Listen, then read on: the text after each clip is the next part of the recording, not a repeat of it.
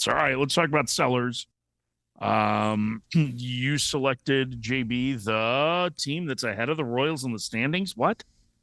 Yeah, I chose the Cleveland Guardians. So, as we were heading into the weekend on Friday, my intel was that the Guardians were planning on buying and selling at the same time, right? Which makes sense. I understand that because this is a team that has the strength in the bullpen and they have a huge need in the offense of the lineup. And so perhaps a contender for contender type of deal that can help both major league clubs now. Well, by the time Monday morning came around this morning, it's very clear to me that that is not the real narrative that's going on right now with the Guardians. In fact, they are in sell mode rather than buy mode. Doesn't mean they might not buy. I mean, it's always possible in the right trade, but it seems more like, based on the conversations they're having with opposing GMs, it sounds like they're in sell mode. So they're going to be a fascinating team here. One of the things that to me is the highlight or the headliner of this trade deadline is the amount of division leaders or wild card leaders that are focusing on impact back end bullpen over the weekend. Okay? So I want you to think about this for a minute.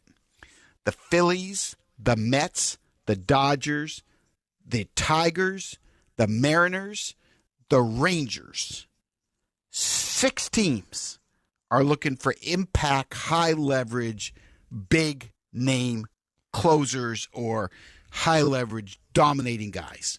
6 teams that are all potentially playoff teams. And I think the battle of who gets who is going to be incredible. I really do. And so when you're a seller and you have Clase, I mean, he's arguably the best that's out there. I mean, Duran's out there, Iglesias, Jansen, Finnegan, Bednar, Halverson. I mean, there's a good group out there. But Clase's a good name, and he's affordable, and he's signed long-term. It's controllable. Much easier to give up the package when you know you got your guy.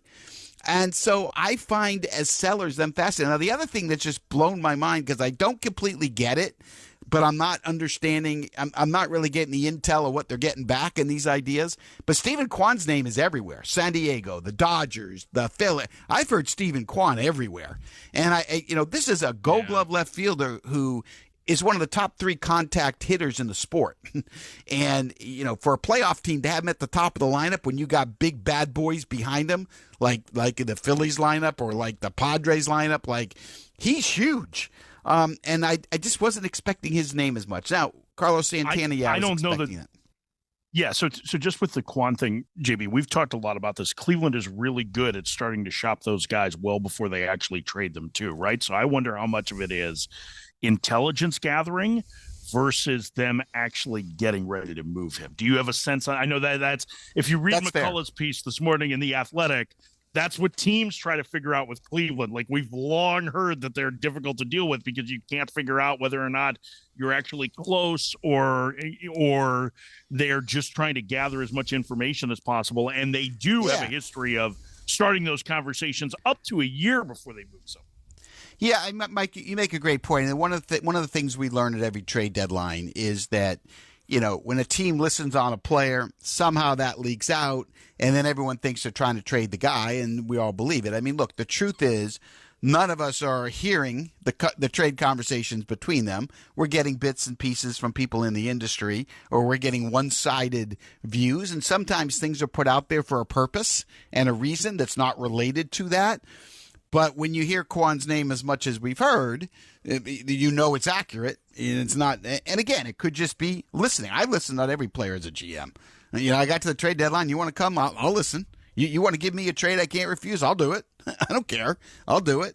I might not do Barry Larkin. I may not do Ryan Zimmerman, but I'll do about everybody else. So I think at the end of the day, I just think as sellers, it's an intriguing team because they're not that far back. They have stayed in the race. They're a decent team. They got a great manager in Stephen Vogt. I could see them buying and selling, and I've just been a little bit surprised that it seems more on the seller side than the buyer side. And so I thought it was a good topic to talk about. That's all.